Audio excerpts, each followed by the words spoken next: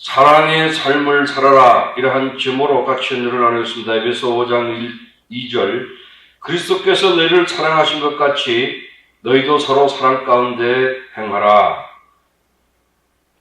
그는 우리를 위하여 자신을 버리사 향기로운 제물과 생축으로 하나님께 드리셨느니라.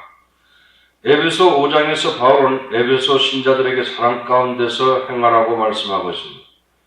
그것은 그리스도 안에서 우리의 새로운 삶을 가장 잘 요약해 준 말씀입니다.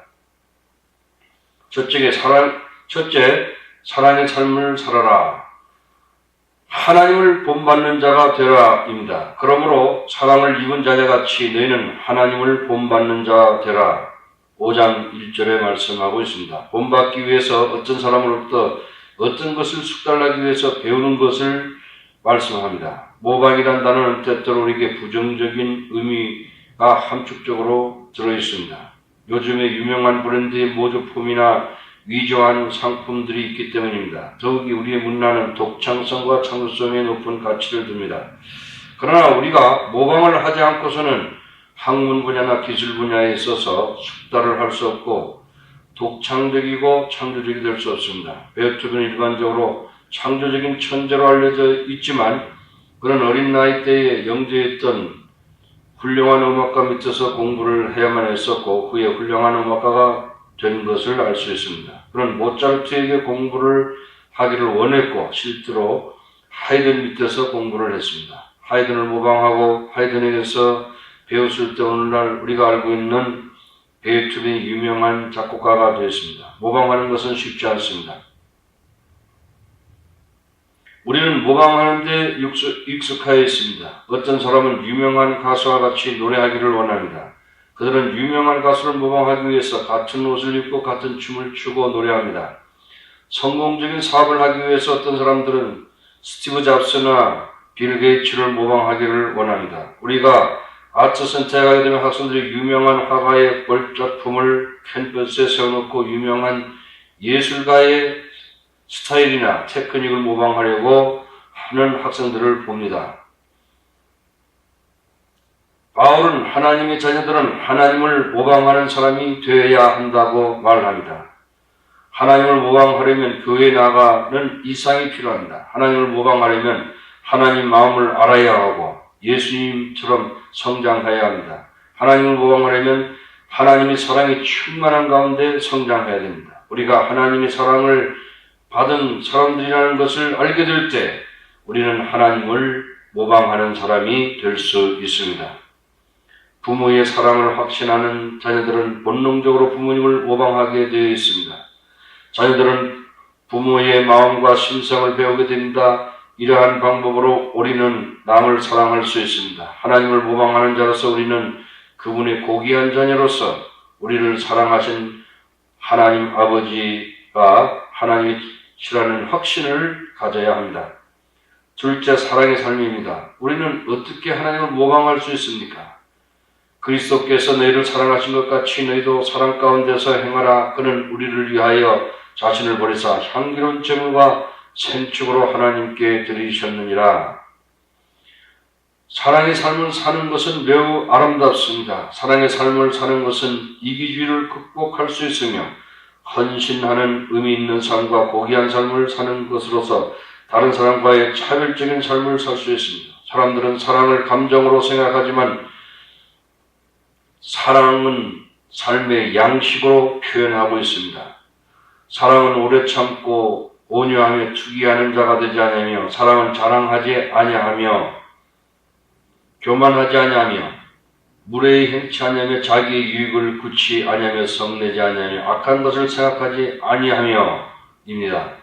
모든 것을 믿으며 모든 것을 바라며 모든 것을 견디느니라. 사랑에 관한 모든 일들은 우리가 느끼는 것 못지않게 우리가 어떻게 살아가야 하는 것을 말씀해 주고 있습니다.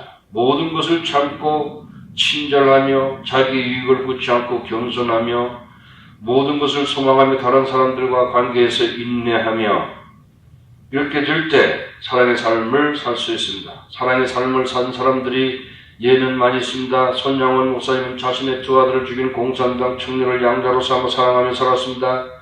크리텐 분 여사는 2차 세계대전 때 자기 가족들을 죽이고 강간한 독일군을 용서하고 전쟁 후에 많은 사람들을 그리스도의 용서를 받도록 인도하였습니다. 테레사 여사는 가난한 사람들과 병든 사람들 중에 가장 심한 병든 사람들을 사랑했습니다. 사랑의 삶을 사는 것은 듣기에 좋지만 어렵게 느껴집니다. 우리는 어떻게 사랑의 삶을 살 수 있을까요? 우리 자신의 삶의 노력으로는 할 수 없고 우리를 위한 하나님의 사랑을 받아들일 때 우리는 사랑의 삶을 살 수 있습니다. 다시 한번 2절을 보겠습니다. 그리스도께서 너희를 사랑하신 것 같이 너희도 서로 사랑 가운데서 행하라. 예수님께서는 우리를 사랑하셔서 우리 죄를 위한 심판을 담당하시고 십자가에서 자신을 희생하셨습니다. 예수님께서 우리를 사랑하셨기 때문에 우리는 남을 사랑해야 하는 빚을 지고 있습니다. 그가 우리를 위하여 목숨을 버리셨으니 우리도 이로써 사랑을 알고 우리도 형제들을 위하여 목숨을 버리는 것이 마땅하니라. 그러므로 사랑의 삶을 사는 것은 시작하는 것은 우리를 위한 예수님의 사랑을 받아들이는 것입니다. 우리가 예수님의 사랑과 용서를 받아들일 때 다른 사람들을 사랑하고 용서할 수 있습니다. 예수님의 사랑의 삶을 산 것을 보면 제한이 없는 사랑의 삶을 산 것을 볼 수 있습니다. 예수님 우리를 사랑하사 죽는 데까지 나아가셨습니다. 우리 형제들을 위하여 우리도 같은 일을 할 수 있어야 합니다. 셋째, 그 이름이라도 부르지 말라. 사랑의 삶은 도덕적 순결성에 의한 성격으로 특징지입니다. 음행과 온갖 더러운 것과 탐욕은 너희 중에서 그 이름이라도 부르지 말라. 이는 성도에 마땅한 바니라. 누추함과 어리석은 말이나 희롱의 말이 마땅치 아니하니 돌이켜 감사하는 말을 하라. 음행과 온갖 더러운 것과 탐욕이나 어리석은 말이나 농담의 말은 사랑의 삶에 정반대되는 것입니다. 우리 삶에서 그 이름이라도 부르지 말아야 합니다. 바울은 이것에 대해서 경고하고 있습니다. 너희도 이것을 정령히 알지니 음행하는 자나 더러운 자나 탐하는 자 우상 숭배하는 자는 그리스도와 하나님 나라에서 기업을 얻지 못하리라고 경고하고 있습니다.